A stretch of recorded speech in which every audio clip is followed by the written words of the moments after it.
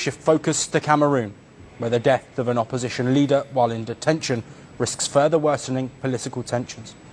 74-year-old Anicet Ekane died in custody on Monday, according to his family and legal representation. The former leader of the African Movement for New Independence and Democracy Party, or MANIDEM, was arrested on October the 24th of this year following post-election demonstrations. His party described the arrest as a kidnapping by Cameroonian soldiers. Deadly clashes broke out after mass protests following the re-election of Cameroonian President Paul Biya. The world's oldest ruler, aged 92, has led the West African nation since 1982 and is now into his 8th term as president. Left-wing politician Ekane was part of the opposition coalition that endorsed Issa Chiroma Bakari in October's presidential election. Chiroma Bakari, who has since fled to the Gambia, claimed he was the rightful winner of the poll. But official results had President Paul Biya as the winner, leading to major unrest. Why do we vote? I wasted my time going to vote for what? I ask you. Why do people waste their time going to vote? Because I vote for my candidate, then he gets elected, and then they say he didn't get elected. We want our president. I want my president, that's what I want. I want my president, that's all we want. We don't have weapons, we're on the move like this, we have nothing.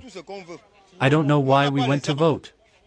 Better still, we're telling Cameroonians not to vote again until the prince leaves, before we resume voting in Cameroon.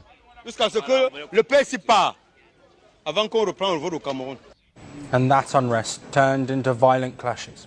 United Nations sources said that the Cameroonian security forces killed 48 civilians in a crackdown on protesters.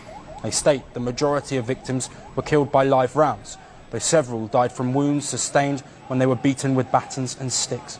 According to the opposition estimates, the death toll was higher at 55, while the government say only 16 were killed. Hundreds were also arrested during the crackdown, including Ekane. The opposition leader was being held on charges of hostility against the state, incitement to revolt, and calls for insurrection. Ekane had denied all of those accusations. Now, no official cause of death has been announced, with Cameroon's Ministry of Defence launching an investigation. But Ekane's party has accused authorities of denying him access to medication, something the government denies. In a statement on November the 21st, the party said medical items were locked in his impounded vehicle at a military police station in the commercial capital of Douala, while the party accused police of repeatedly blocking lawyers' efforts to recover Ekane's essential medical equipment, calling it a flagrant human rights violation. And his lawyer said that just days before Ekane's death, the leader was barely able to speak.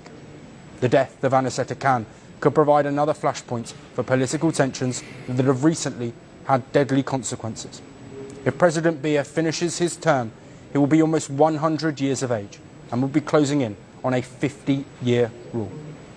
But in a country where the majority of the population are under 30, support for an alternative candidate has picked up.